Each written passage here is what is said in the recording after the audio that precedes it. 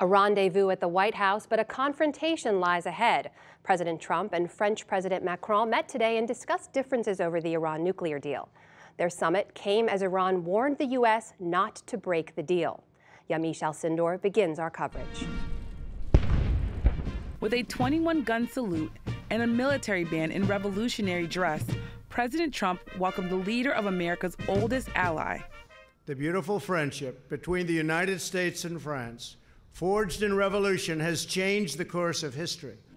Mr. Trump and French President Emmanuel Macron lauded U.S.-French ties, and their own personal bond was evident. We do have a very special relationship. In fact, I'll get that little piece of dandruff off. That little piece. We have to make him perfect. He is perfect.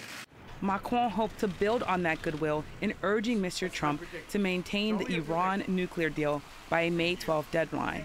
In the Oval Office, there are differences over the deal. The Joint Comprehensive Plan of Action were on clear display. We have the stability to preserve for our allies in the region, and what we want to do is to contain the Iranian presence in the region, and JCPOA is part of this broader picture. Thank you. It just seems that no matter where you go, especially in the Middle East, Iran is behind it. Wherever there's trouble, Yemen, Syria, no matter where you have it, Iran is behind it. President Trump called the nuclear deal, quote, insane, and argued that Iran's ballistic missile testing is a violation. He also dismissed warnings from Iran that the regime would resume enriching uranium if the U.S. pulls out. They're not going to be restarting anything. They restart it, they're going to have big problems, bigger than they've ever had before. And you can mark it down. The two presidents held what they called frank discussions on the subject. At a joint news conference, Macron said the U.S. should remain part of the nuclear deal, but added that there should be talks to improve it. Ce vers quoi nous avons convergé aujourd'hui. It's not about tearing apart an agreement and having nothing. It's about building something new that will cover all of our concerns. Macron said that includes blocking any Iranian nuclear activity until 2025, completely ending its ballistic missile activity, and finding a political solution in Syria. Cette voie est la seule. This is the only way to bring about stability.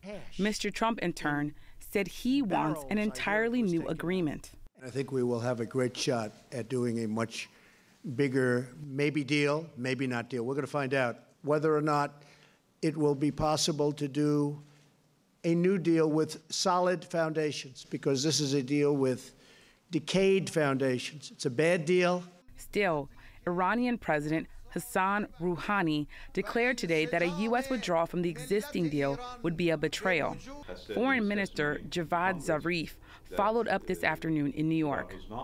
We believe that if the United States were to withdraw from the nuclear deal, the immediate consequence in all likelihood would be that Iran would reciprocate and withdraw from the deal. Russia and China, both of which signed the 2015 agreement, also sought international support today for keeping the U.S. in the nuclear deal.